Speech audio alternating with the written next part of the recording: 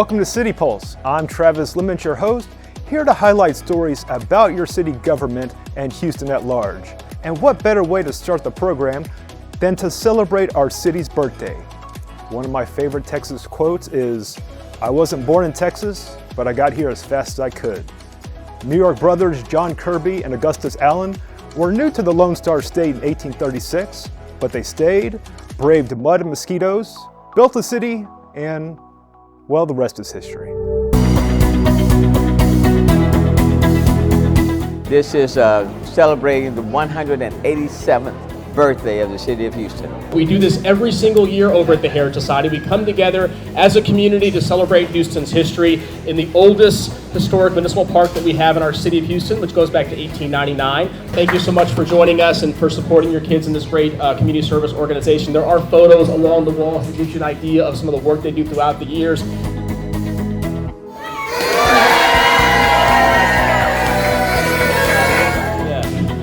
What a wonderful way to start this birthday celebration. We are known by many names, and quite frankly, we have taken off. We are the largest city in the United States from a geographical point of view. We are looking at the leaders of tomorrow. We are looking at a future president. We are looking at a future senator. We have those people here today. Okay, it is my honor to be here today. Introducing roles where youth can develop their leadership skills, which is vital for a better and brighter future for Houston and our country.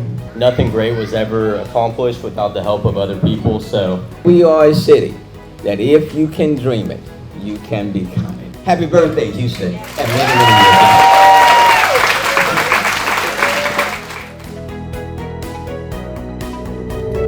The Mayor's Office of Veterans and Military Affairs has been doing great work with local organizations in providing opportunities and services for the men and women who have served our country. The Houston Stand Down is one of its flagship events each year. 2023 celebrates 30 years for the event. If these highlights are any indication, it may be their biggest one yet. So today is the 30th anniversary of the Houston Veterans Stand Down. For 30 years, we have been here in the community focusing on those who are either unhoused or those who face an eviction or those who just need some resources to assist them with ensuring that they have a stable and happy life. And you have some great resources here to reach out to all veterans, their family members, and our military personnel. We're helping out all the veterans with whatever they need.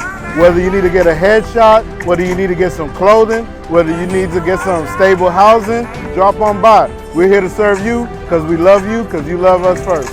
Our veterans that are here in the audience now and those that are coming, please seek out the resources. Take what is given and take those opportunities to provide more opportunities for yourself. We are here for you. Give us an opportunity to bond. Give me an opportunity to make sure that they understand that we're here for them. Therefore, I, Mike Knox, on behalf of Sylvester Turner, Mayor of the City of Houston, hereby proclaim September 8th, 2023 as Houston Veterans Stand Down Day, 30th anniversary. There you go.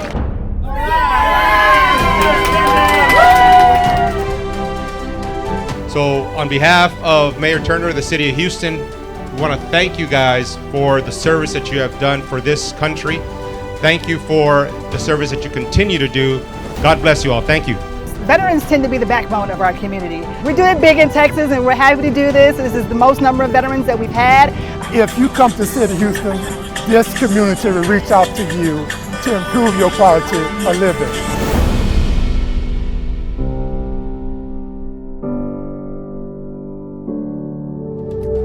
Getting back to the Heritage Society and the wonderful birthday celebration it did for Houston, I want to continue our series of historic houses the Society operates.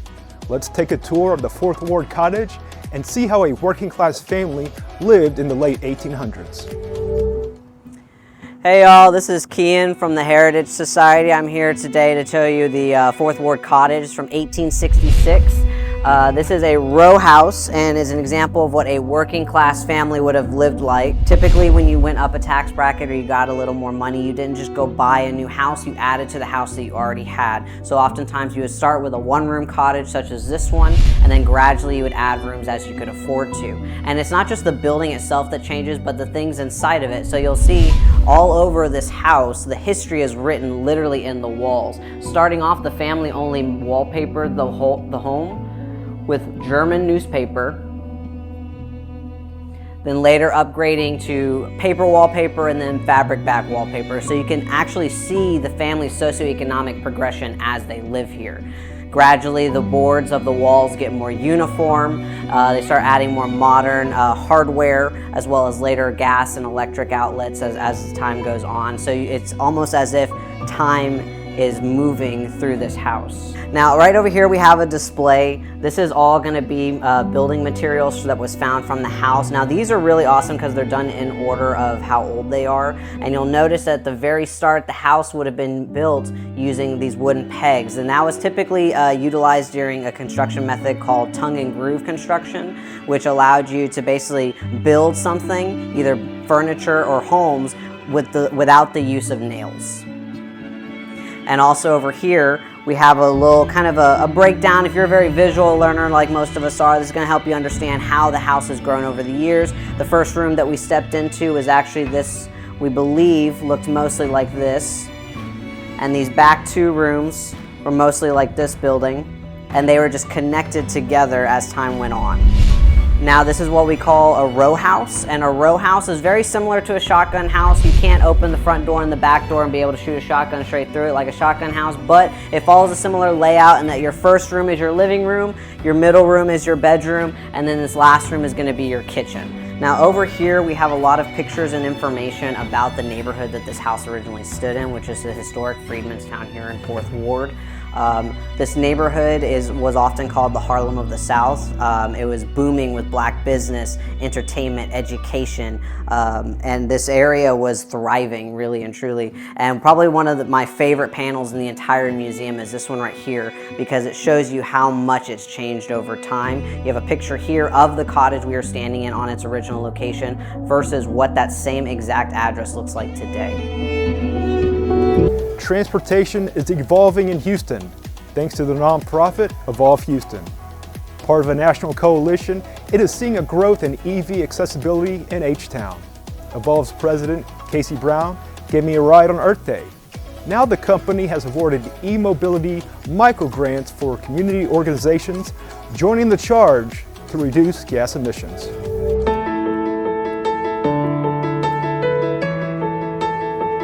This is Earth Day HTX Festival, and we're doing something different. This is Travis Leamons and Siobhan Herndon, and we are in the back of an electric vehicle as part of Evolve Houston. Electric vehicles comprise about 8% of all vehicles sold in the United States.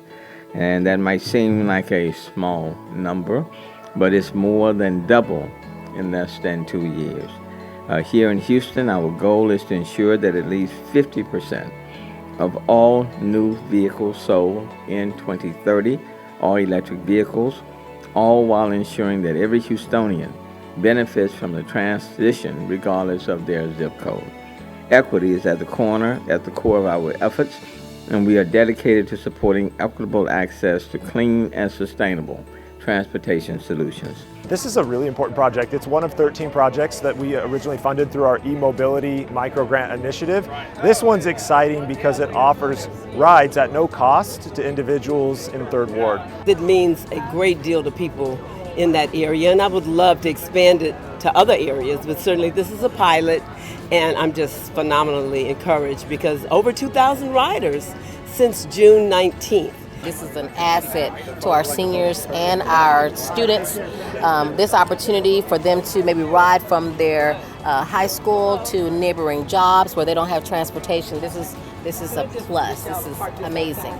You are such an excellent driver, Casey. I may just want to stay here the rest of the afternoon. Thank you all. Thanks. We have seen growing public demand for electric vehicles. So we have raised the bar for ourselves and are confident that we can hit 50% the 50% mark by 2030. All right, we need to get through these final 2 stories quick. I'm hungry, and Casey's waiting outside to give me a ride to Trillburgers. Okay, nothing beats the pageantry of seeing a marching band perform with poise and precision. Some of the nation's best bands came to NRG to battle it out. Grab a baton and let's have some fun.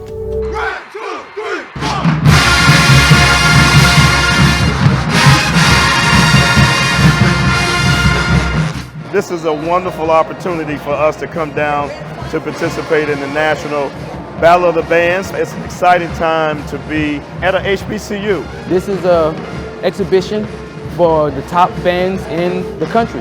I think my favorite part about Battle of the Bands is it's in the title. The fact when you tell a band that it's about to be a battle, you get to see what everybody's best is.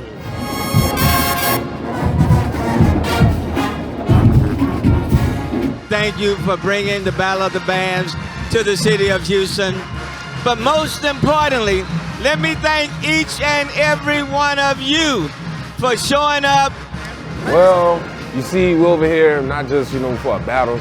It's really a family. Sitting next to a band, knowing they're your rival, and you just putting your face in the horn, and you knowing they hear you, and you just don't say nothing after you're done. It's just straight silence.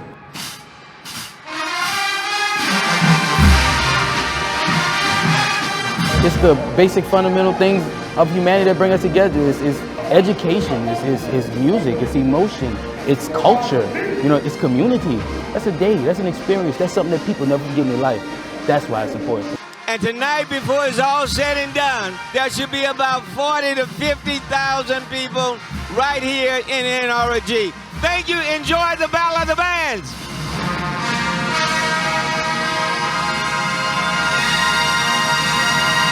Finally, it is a time for reflection and new beginnings, at least for 2023's graduating class.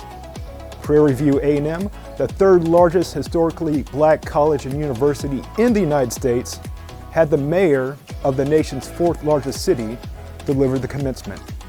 His impassioned speech is sure to enrich, excite, and encourage.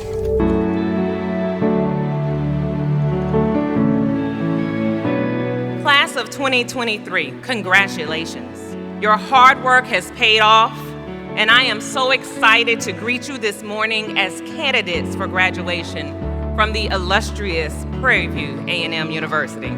Don't tell me what God cannot do. This is a big day for us, honestly, and we're about to graduate.